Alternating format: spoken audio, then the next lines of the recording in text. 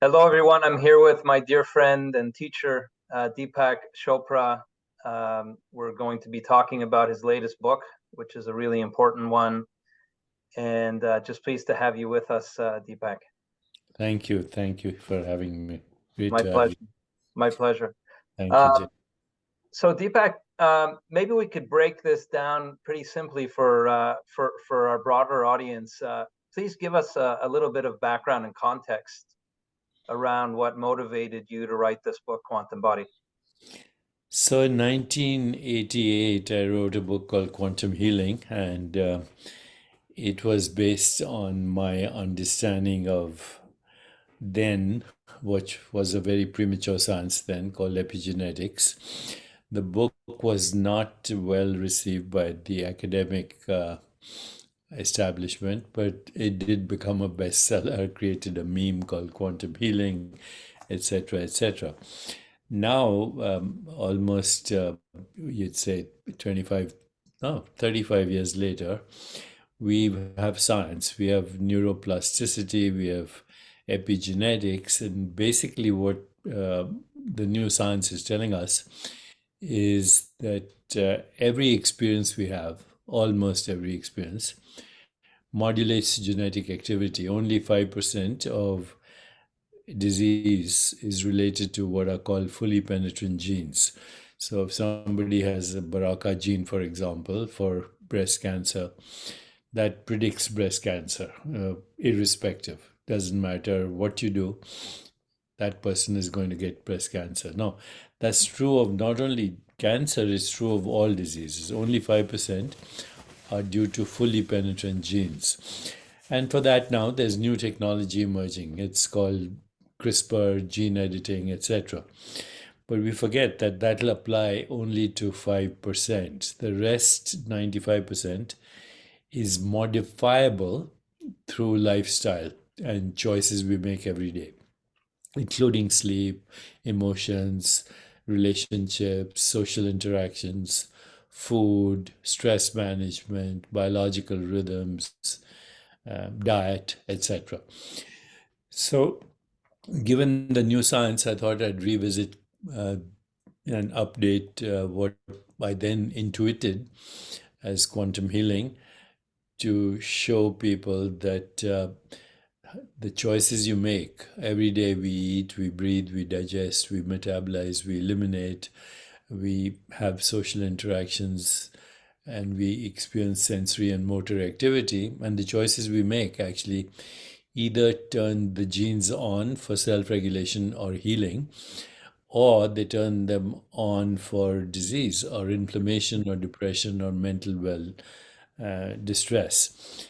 That science is well established. What is controversial still among scientists, and not to me, but among scientists, is where does experience happen? So, if you ask conventional neuroscientists, they say experience happens in the brain. But actually, that's just a hypothesis. Right now, as I'm speaking to you, there's no sound in your brain and there's no image of me in my brain. There are what are called neural correlates of this experience. So, in the ancient wisdom traditions, they've always said that experience happens in consciousness. So, then the next question is, where is consciousness? Because we can't see it and we can't touch it, we can't taste it, we can't smell it, we can't perceive it. But yet, without consciousness, there's no experience. Ancient wisdom traditions say consciousness is fundamental.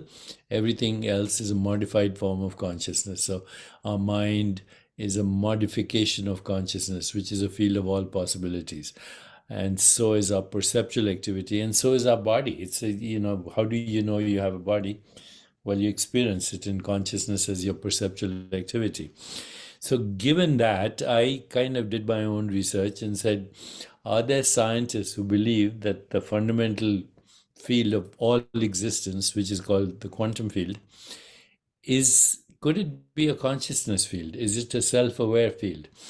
Now, that idea is very controversial. Most scientists will say, you're kind of um, taking this too far, that the fundamental reality is just the quantum field. It has nothing to do with consciousness. On the other hand, if we can't explain mind through science, then the science is incomplete because, after all, we use the mind to do science. You can't do science without the mind. You can't even experience your body without your mind. So we have to include in some way or another mind and consciousness and emotions in our understanding of fundamental reality. Now, fortunately, I was happy and fortunate to find two colleagues. One is Jack Tuzinski, who's a quantum physicist, and he's also a quantum biologist. And he's recently become interested in quantum consciousness. And the other is Brian Fertig, who's like myself, a neuroendocrinologist, but also has written a book on quantum metabolism. So the three of us teamed up to suggest that the ground of all existence is also the ground of your own existence, and it can be actually experienced directly when we transcend thought or perception, as in meditation or mindfulness or self inquiry or any of the great wisdom traditions that have speaking about this for thousands of years. So, the Before, book is yeah, divided into many sections.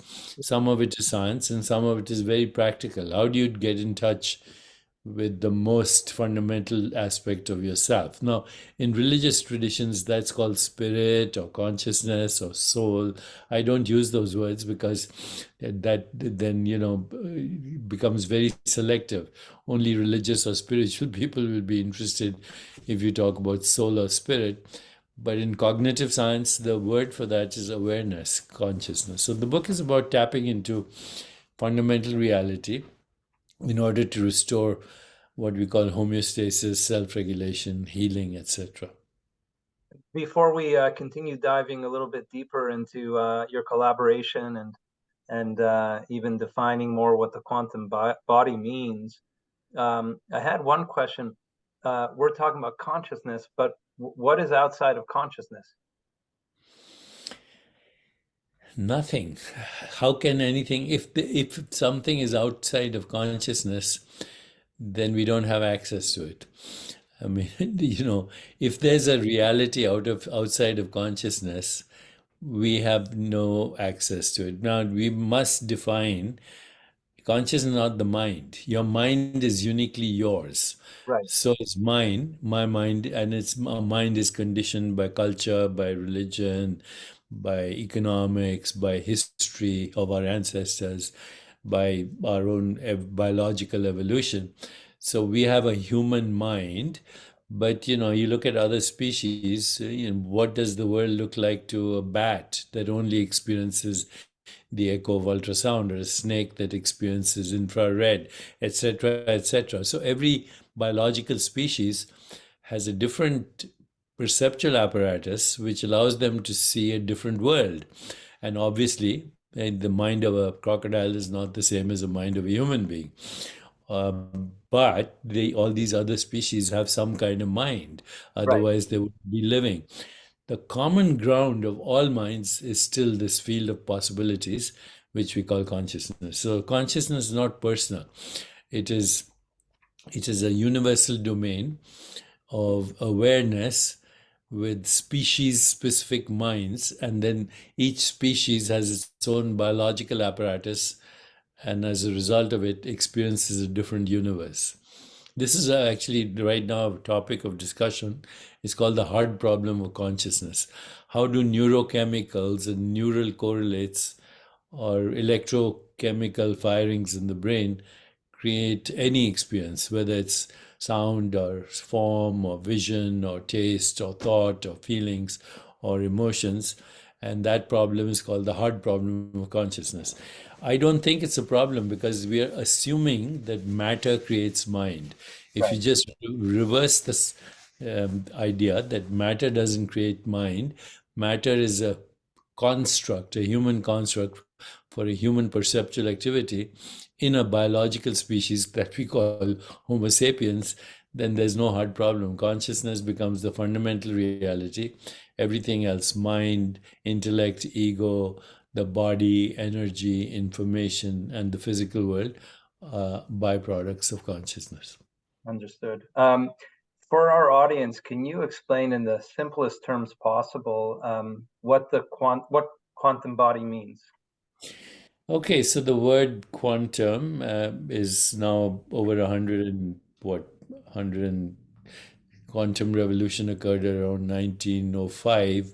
It was formalized, the Copenhagen interpretation was formalized 1935, and there were many people involved, including Schrödinger, Max Planck, Paul Dirac, Einstein, Niels Bohr, and the findings of quantum mechanics are very counterintuitive. So let's go with basic definitions. A quantum is defined as the most basic fundamental unit in which waves of information and energy are either absorbed or emitted. So a quantum of light is called a photon.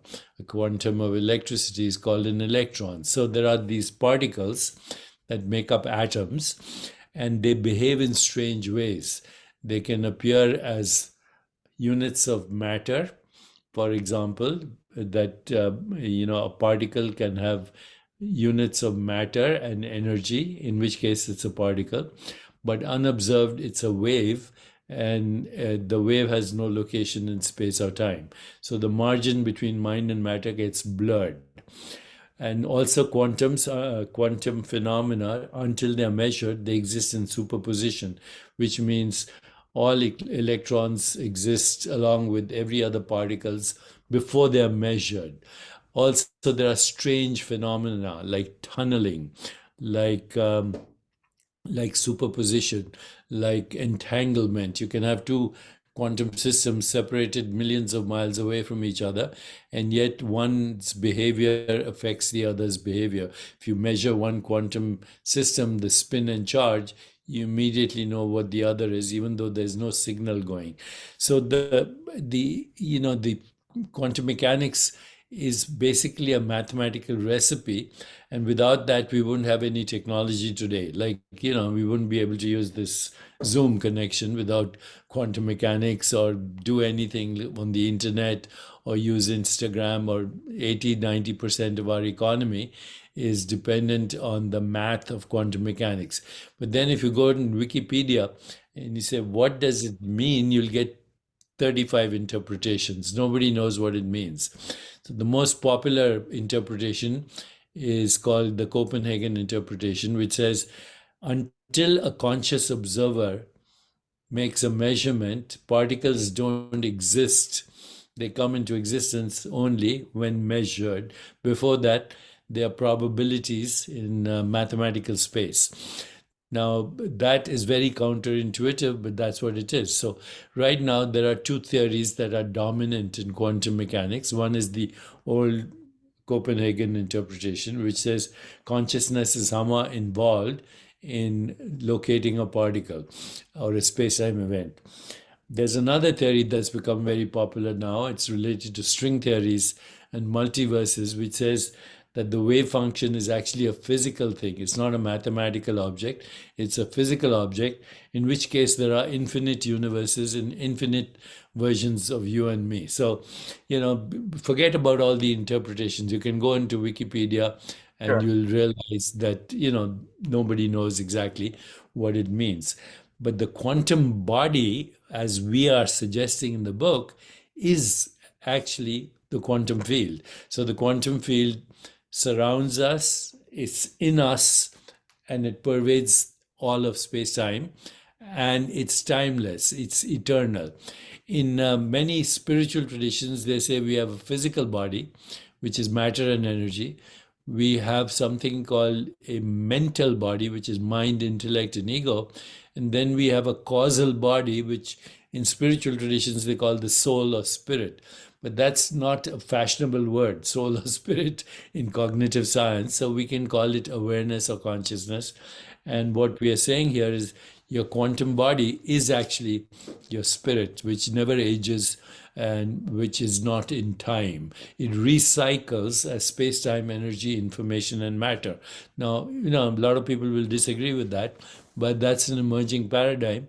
And there's a science conference every year on quantum reality in Copenhagen, headed by Sir Roger Penrose, who won the Nobel Prize a couple of years ago, and Stuart Hameroff. So there are endless discussions on this, and this year I'm going to be doing a keynote on quantum body as well.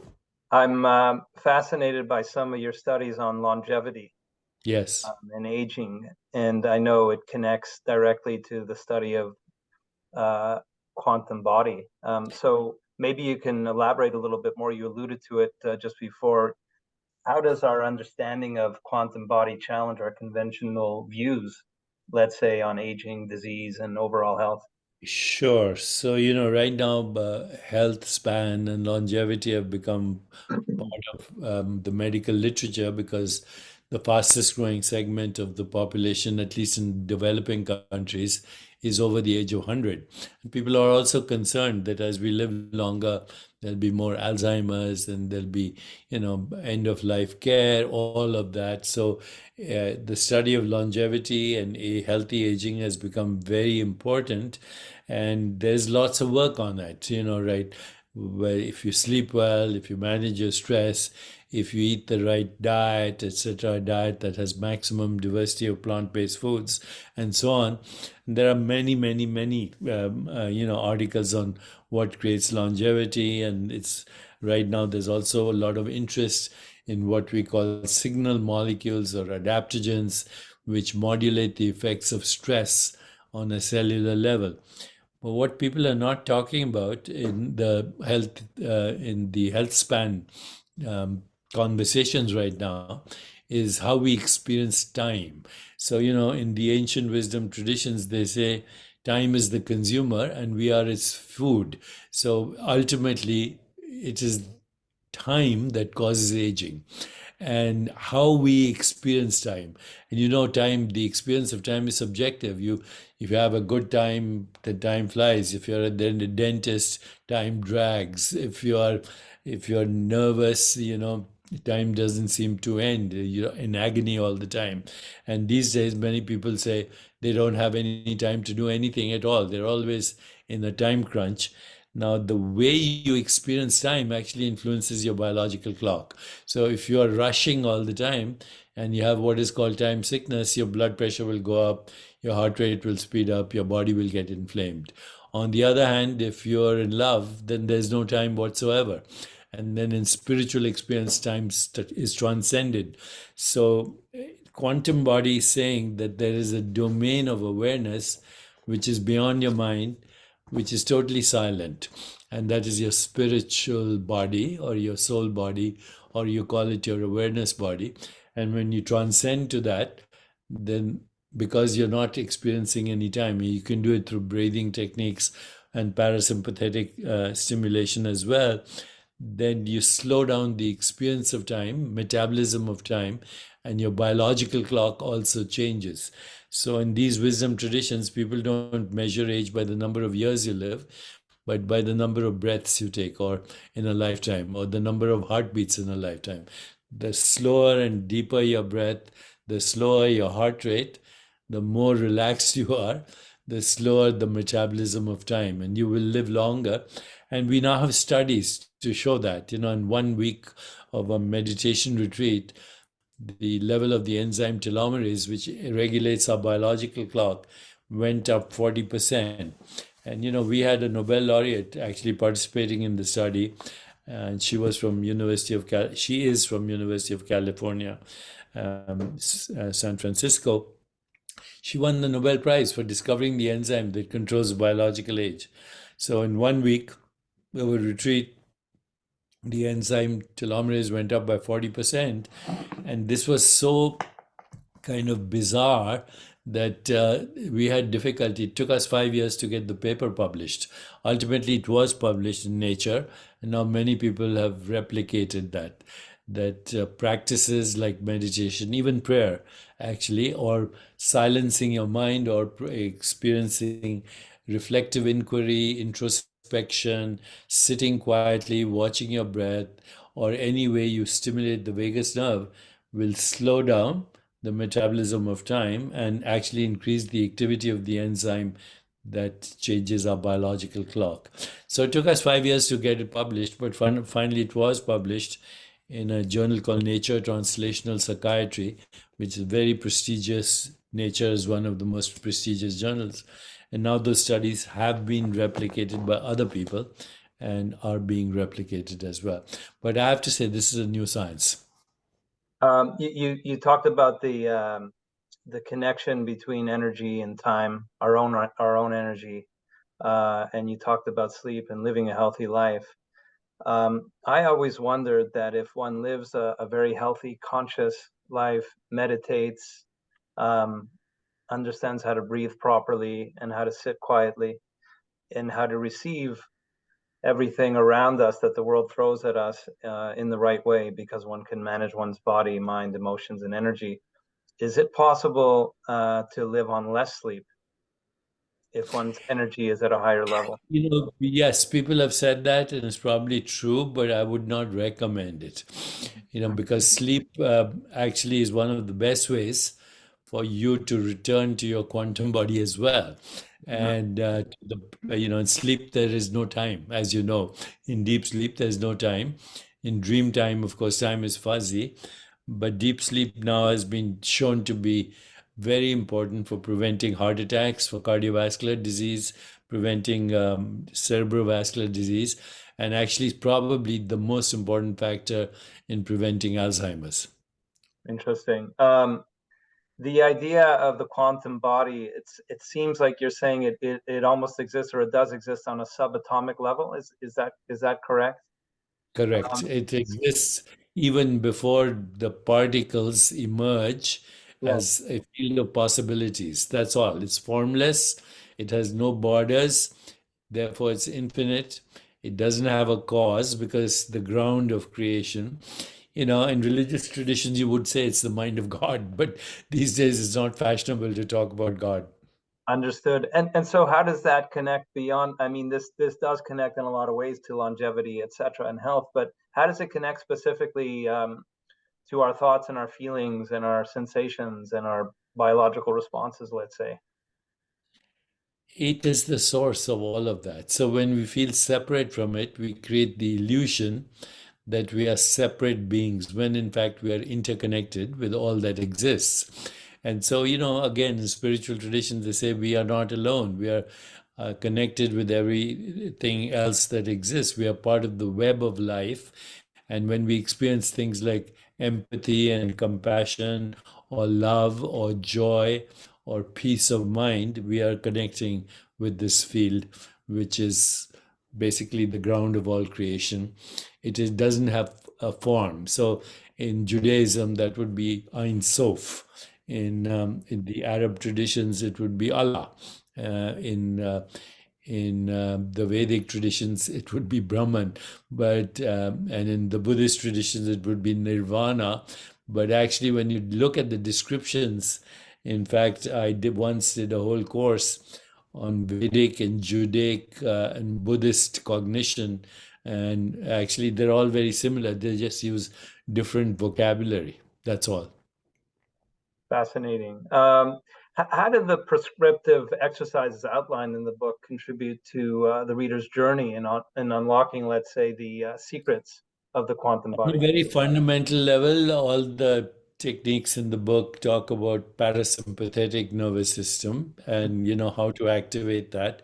So we have two aspects to our autonomic nervous system: the sympathetic nervous system, which is responsible for the fight or flight response.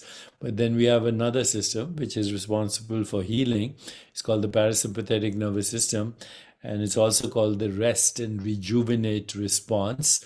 And so all the techniques are about how do you activate this. During our world is on sympathetic overdrive. Everybody's fighting.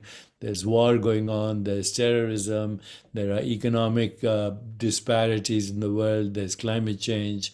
And so all of that collective distress actually adds to what is happening right now in the world, which is sympathetic overdrive. And it has epigenetic consequences. For example, during the Holocaust, when the Jewish population suffered starvation in the Netherlands, now 3 generations later, their descendants have metabolic syndrome and diabetes, because the memory of that starvation is there, genetically transmitted through several generations. So right now, what's happening in, say, in Gaza or Ukraine, the consequences for that, for both sides, will be several generations.